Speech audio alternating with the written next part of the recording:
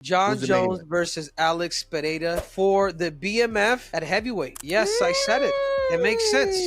It makes perfect sense. You want to have an American headline in White House. You want to do it with the greatest of all time. John's not going to fight Tom Aspinall. That's fine. Alex Pereira's been calling this fight. He's a bigger name than Tom Aspinall. And what he was able to do to Magomed Ankalaev, I remember talking to John, and John was like, dude, I just want super fight. Following his historic and crushing win against Magomed Ankalaev, Alex Pereira looked straight to the next challenge, Jon Jones. The MMA universe exploded the moment Poatan said Jones' name. Fans everywhere started discussing if Pereira's unparalleled power was enough to defeat Jones' top-level wrestling and fight IQ. The fight seemed like a battle between eras, the deadliest striker versus the greatest mixed martial artist in history. If this bout is made, it wouldn't only be an event, it'd be a historical moment in UFC history. I know you said you're interested in a super fight. Can you elaborate on that? Is it the winner of Tom Aspinall and Ciryl Gane? I'll answer his question, and I'll answer this subject one time. And with all due respect for the situation, and I've said this in the back, you know, a lot of people try to create a lot of stuff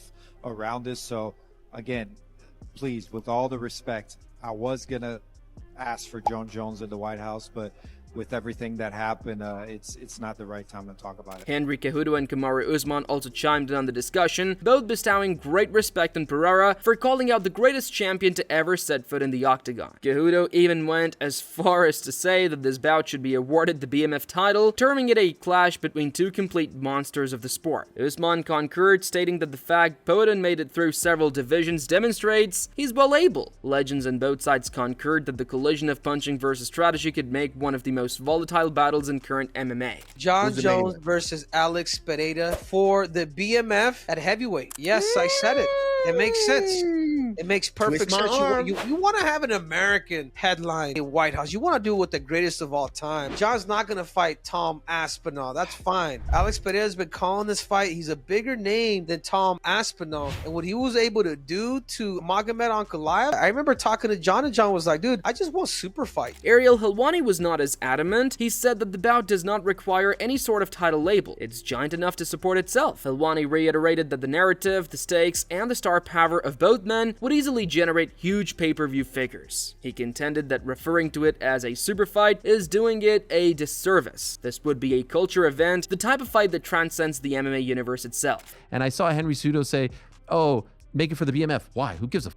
It's Jon Jones versus Alex Pereira. You don't need some bullshit title attached to it all. Like, it's a massive fight, and it would be a massive fight anywhere, including the White House. Michael Bisping went on to say that Pereira fully deserves this shot after all he's done. He pointed out that defining someone like Ankalaev, whose wrestling-based approach was meant to be Pereira's weakness, showed how far Poatan's come. Bisping said that few fighters ever climbed this quick through two divisions. And for Pereira to test Jones, the man whom everyone refers to as the GOAT, would be the ideal narrative for a one-in-a-generation fighter to solidify his legacy. Now, I will say this, the man should be afforded some wild opportunities. What he did, the way he came back, the way he thrills audiences, the knockouts that he's had, the career that he's had, the impact that he's made on this sport, and the fan base that will once again be behind him is immense, okay?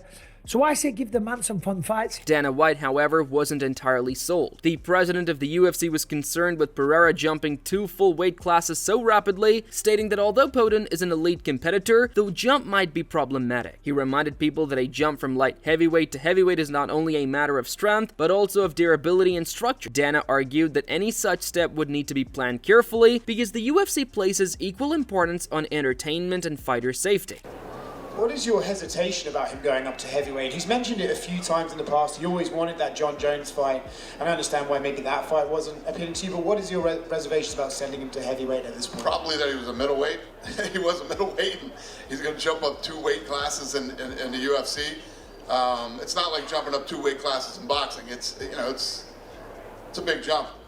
Not that I have any reservations about it. I mean, the guy is he's in a division that there's still some interesting fights. I don't know. It's just I like the guy so much. We'll see. We'll have to talk about it. I just don't see why, unless he wants to retire, why throwing him in at heavyweight makes any sense. Michael Bisping was quick to retaliate against Dana's reluctance, declaring Pereira has already shown he can deal with heavyweight level size. He pointed out that Poatan has walked around at 234 pounds, a healthy weight for a heavyweight contender. Bisping went on to say that Pereira's physique and striking accuracy make him a formidable threat even against larger men. He concluded by stating that if anyone should get to see how much they match up with Jon Jones, it's the man who dominated 2 divisions in record time. He fought at middleweight, and he was actually knocked out at middleweight by Israel Adesanya. That's when he went up to light heavyweight. And yes, okay, granted, he's a big guy. He cut from 234 pounds last week for that fight. So he could probably beef up to 240, 245, which isn't a bad size. Chael Sonnen also tossed his prediction into the ring, asserting confidently that Pereira versus Jones is inevitable. He stated that the fight sells itself, 2 champions representing rival divisions, both legends in their own right, colliding to establish who is the one who is really supreme. Sonnen stated that the UFC would be mad to not make this bout take place because it's the type of bout that characterizes a whole era. In his opinion, Poatan and Bones would be sheer magic and wheels. I predicted for you, Daniel. I told you all week, and people were kind of looking down on me. I said, I don't think we see Jon Jones return against Aspinall. I think we see Jon Jones return against Pereira. And I said, and I don't think it matters if Pereira wins or loses. He becomes a heavyweight, and that match is so special for so many reasons. You and I understand to a little bit of a higher level what makes Jon Jones tick. And Jon Jones is not just a guy that loves the sport and he's going to show up and do it. He needs some certain reasons, but Alex provides those. By the way, there was one little piece of pushback when you and I spoke to Dana on Friday night, and we asked him this question, and Dana was just saying, look, size matters. As great as Pierre is, he used to be a middleweight. Have you seen Tom Aspinall? Do you know the absolute size of that man?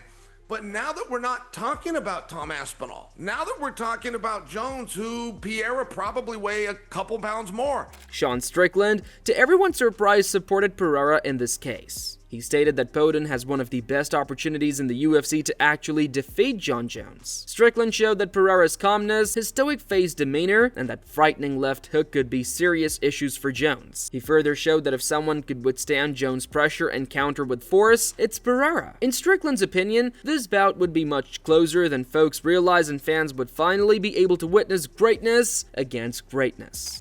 I think if there's anyone to beat Jon Jones, it's Alex, but I mean, Jon Jones, that fun guy can wrestle, dude. That level of black athleticism, you know, like that man can wrestle, dude. You know, when you come from a lineage of like D1 professional athletes, you know, real good. Oh yeah, no, I love it, dude. How ready for a fight like that do you think Alex would be? Because like even you see the things like when he hurt Ankalaev, the block he did, put him on his back, like you see the evolution in his game in little bits and pieces here. You know, dude, the thing about Alex too, he's really fucking hard to take down. Brendan Schwab seconded the same enthusiasm, stating that this bout is just too huge to be ignored. He contended that it's a once-in-an-epical opportunity for the UFC to host something mythical. According to Schwab, Pereira's power and Jones' technique would make for a masterpiece of style. He reiterated that the fans desire these legacy-establishing bouts, battles that are larger than belts. In the opinion of Schwab, Pereira against Jones isn't merely a battle, it's an event that would shatter records and mark his era on MMA. Jon Jones is the fight. You have him fight the greatest of all time. You pay Jon Jones what he's worth. You do Alex versus Jon Jones. It's actually the only fight to make. Jon Jones versus Alex has to be next. That's ridiculous. And Clive's won 10 in a row. I get all that. I'm with you, man. I'm with you. I'm a purist myself. I'm talking about straight business, Vince McMahon, WWE style. How are we going to make money? It's the winner of Jon Jones, Stipe, or bust. Everything else, we can't. It kind of f***ed up everything, dude. Matt Brown also defended the bout, claiming that it would be a monumental for the United States and UFC. He referred to Jon Jones as a nightmare opponent for Pereira, but added that an American victory at a show as historic as the White House card. Brown clarified that aside from competition, this battle is about pride, history, and patriotism. He went on to say that even if Pereira loses, merely for being the only man to challenge the heavyweight king, he will be considered one of the sport's all-time greats. I think Alex has a better chance than Conor did against Floyd, by the way. But you get my point, right? Like the matchup is literally the nightmare matchup for Alex Pereira. Like Jon is as big, probably bigger. I think probably a little bit bigger than Alex Pereira. A heavyweight, certainly bigger. a million times better wrestler. Like, there's no possible way in hell that Alex, his wrestling is to Jon Jones's level at this point. Even if Jon Jones is out doing cocaine for the last year and then just shows up and fights. Mighty Mouse and Rampage Jackson did not stay silent either, both voting for Jon Jones to be victorious. They predicted Jones' wrestling, fight IQ, and distance control would be too much for Pereira to manage in 5 rounds. Rampage said Pereira might be able to give him trouble early with his power, but eventually, Jones' veteran savvy would prevail. They both concurred that while Pereira's emergence is unbelievable, Jones is still the most well-rounded fighter they've ever witnessed fight in the octagon. You know what? I never say anything against Alex Pereira because he's a man, but I think that Jon Jones would find a way to get him to the ground and try to submit him. Yeah. You don't think that he would try to sit there and stand up with him? No, Jon Jones wouldn't. He's too intelligent. I mean, you look what Jon Jones did to Cyril Gane, right? He didn't stand with Cyril Gane. Yeah. And Cyril Gane comes from a striking background. He moved and took him down and ground upon him and submitted him with a very easy submission. Right away, too, right? Right away. What makes the whole thing even more exciting is the fact that Jon Jones himself desires the bout. He's never avoided risk, and a bout against Pereira would be the ideal challenge for him to cement his position as the undisputed GOAT. Jones has already intimated his enthusiasm towards super fights, and this would be the best of them all. The icing on the cake, the two teams appear primed, and if negotiations are successful, supporters might get to view one of the greatest bouts ever conceived. I'm at a place now where, I want to take what I find to be super fights. I don't want to fight dangerous up-and-comers anymore. I want to fight dangerous, established champions. So Tom can have the heavyweight championship. I don't really care about it. That my value doesn't lie in belts anymore. I've created something much bigger. I want Pereira. Dominic Reyes also shared his opinions, sharing why Jones is pursuing these types of bouts at this time. He noted that Jones, who is at the latter stage of his career, desires moments that make history, not merely more title defenses. Reyes told him that Jones is considering legacy, not rankings, and a fight against Pereira would be the crowning jewel of his career. He concluded that Jones' motivation is no longer money, it's about completing his story as the best fighter ever to do it. This guy, he fought me, and now he's looking at Alex in that same light. Especially if Alex goes up to heavyweight, wins the belt, then that's Jon wants a big money fight that solidifies him as the best ever. So that's what he's aiming for. He has all these different scenarios that could play out that he's kind of, setting a narrative for a bunch of different scenarios. If this bout really gets confirmed, it's great news for all fans, but chaos never ceases in MMA. While news came out that Conor McGregor is suspended, the world of fights was set into another whirlwind. Just when all fans thought it couldn't get any wilder, the news came out just as the UFC was poised to confirm historical fights. The timing couldn't have been more dramatic, keeping everyone on their toes, wondering what's next for the sport. Missing tests or not being where you are supposed to be will result in strikes. And if you miss 3, as they are saying he did, you get suspended. I always feel weird about the missed testing thing. The UFC fighters have to update his whereabouts on an app. They need to know where you are every single day. If some fighter decides to go on a road trip and doesn't tell them where they are, you get a strike for that. And I just think that's wild. Chael Sonnen later claimed that McGregor's suspension could not prevent his comeback for the White House card, but even that is far from clear. Nevertheless, between Pereira potentially being set to face Jon Jones and McGregor's never-ending drama, fight fans are experiencing one of the craziest periods in UFC history. The suspension and the expiration date when McGregor is eligible to compete again won't interfere with his planned return to action, which he has repeatedly stated comes for the UFC White House card, which is scheduled on June 14th. I don't know where that quote came from. I'm assuming that also came from Sean. Each week brings more mayhem, and it's precisely this which makes the sport so addictive. So sit tight, subscribe, and get ready. The fight game is only just beginning.